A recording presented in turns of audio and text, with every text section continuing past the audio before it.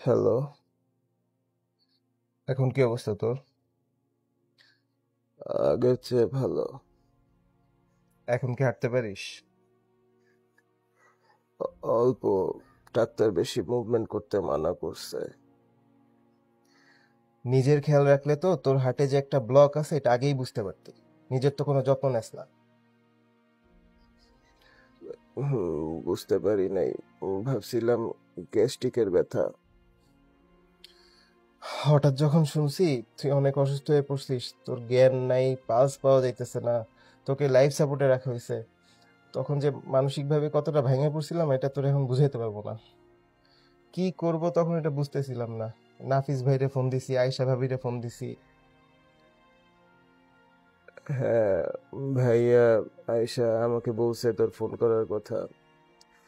আমি সবসময় বিশ্বাস করতাম যে আমাদের মধ্যে যতই রাগ অভিমান থাকুক না কেন, তবে একে অন্যের প্রতি ভালোবাসার টানটা ঠিক সেই আগের মতোই আছে। আচ্ছা শোন, তুই আমার এখানে চলে আয়। আমেরিকাতে আমার অনেক ভালো ভালো ডাক্তারের সাথে পরিচয় আছে। কোনো কিছু নিয়ে তোর ভাবতে হবে না, সব ব্যবস্থা আমি করতেছি, তুই শুধু চলে আয়। আগে আমাকে এইখান থেকে রিলিজ দিক, তারপর ডিসাইড করব থাইল্যান্ডে যাব নাকি তোর ওইখানে আসব। আসলে তোদের এই ভালোবাসা আর মানুষের দোয়ার জন্যই আমি মৃত্যুর মুখ থেকে এবার ফিরে আসতেছি। তোদেরকে অনেক ধন্যবাদ রে।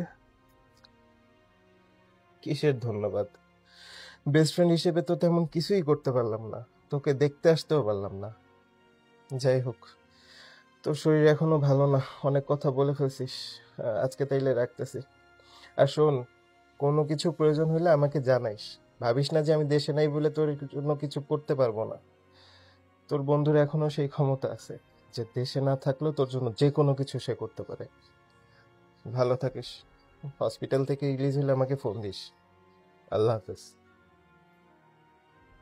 আচ্ছা, তুইও ভালো থাকিস। আল্লাহ হাফেজ।